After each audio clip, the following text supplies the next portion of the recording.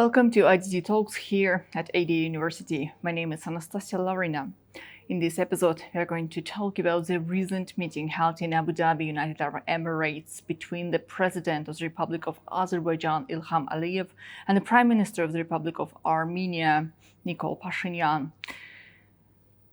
My guest now, who is joining me from the United Arab Emirates, is Serhat Süha Çubukçuoğlu, Senior Fellow in Strategic Studies, Head of Turkey Office, Trends Research and Advisory. As I already mentioned, he joins me from the United Arab Emirates. Warm welcome.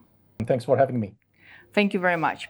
So I would like to start with a statement published after the meeting by the Minister of Foreign Affairs of the Republic of Azerbaijan. The statement emphasized bilateral negotiations as, I will quote, the most effective format. What are the benefits and the risks of keeping third-party mediators at a distance? And overall, tell us about the significance of that meeting. What are the key outcomes you can mention? So the meeting is significant in being the first one since the peace agreement in March. So it's the first formal leadership level meeting between the two presidents. They met in Albania before, but that was an informal over the coffee kind of small talk. But this was their first formal meeting since March, along with their delegations. And the second significance of this meeting is the fact that it was hosted by Abu Dhabi, the government of the UAE here.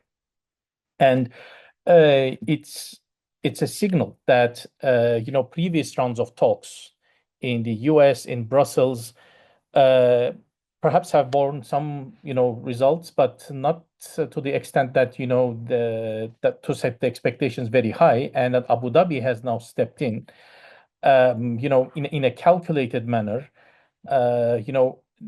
as to be regarded maybe, let's say, as an honest broker and not as an interested power or intervener, unlike, for instance, the EU or the US, or otherwise Russia would be, for instance.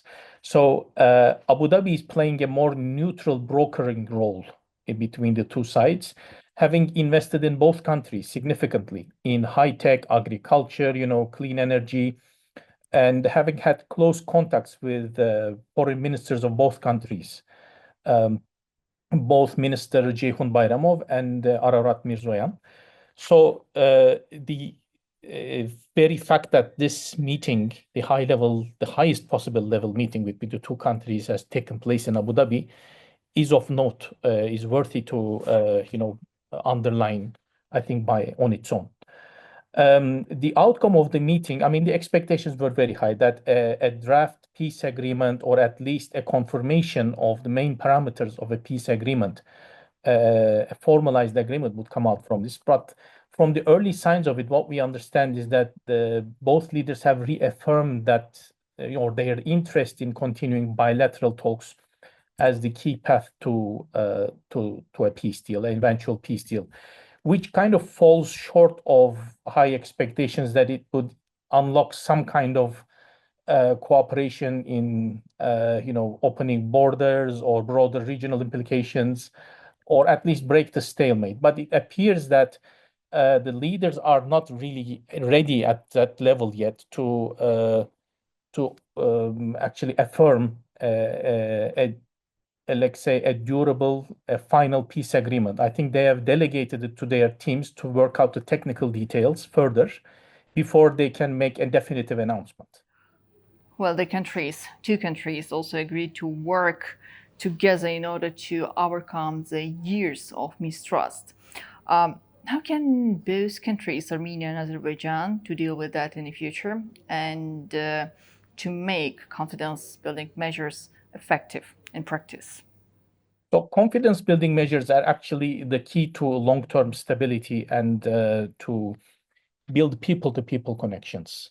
So to work out, for instance, these border demarcation and other details of, for instance, having mentors or monitoring bodies be present in between the two countries is one way of doing it. But the second and a more effective way is to actually have closer contacts in terms of for instance, discussing or outlining a more detailed plan for the Zangezur corridor, for the corridor that will connect Turkey to Azerbaijan and open up Armenia to a much bigger regional minilateral, that it will become part of a regional economic complex to lift it out of its current economic hardship.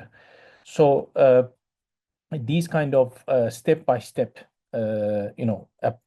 rapprochement moves, such as discussion of border crossings, opening them for non-nationals, or passage of certain goods, or letting businessmen, cross into each other's territories, or the transfer of certain vital products or, important inputs, would build on those measures and eventually bring more confidence for both sides to continue this bilateral talk. I think the most important outcome is that the two sides are happy to continue talking to each other directly without an intermediary, unlike it was before. Like, for instance, during the OSCE Minsk process, there was an intervention from many third parties, not just one.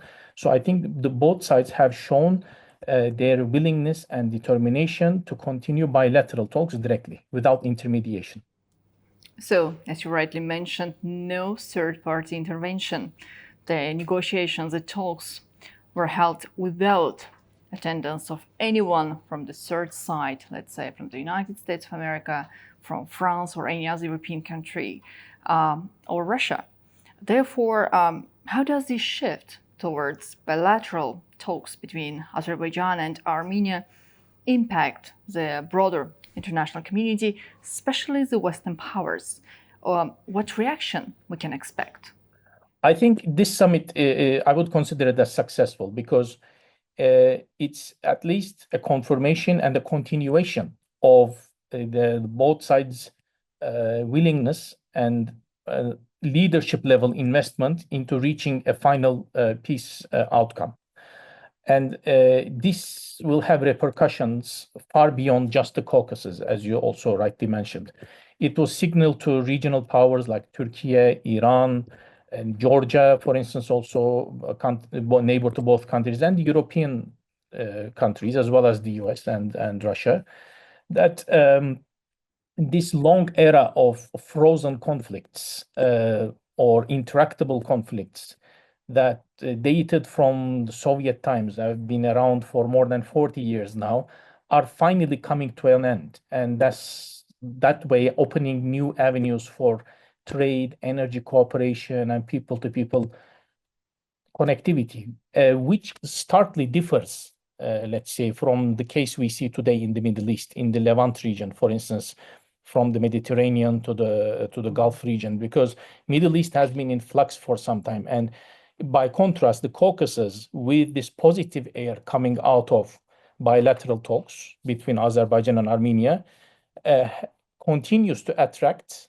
more attention and possibly more long-term capital, because it shows that there is willingness on both sides for deconfliction, a final peaceful resolution, and economic integration in terms of a wider regional, not just security, but also a trade complex. That would become part of, for instance, a Turkey-sponsored middle corridor that would link into Central Asia and Trans-Caspian trade route to bring about movement of goods between consumer and demand centers in both sides of Eurasia.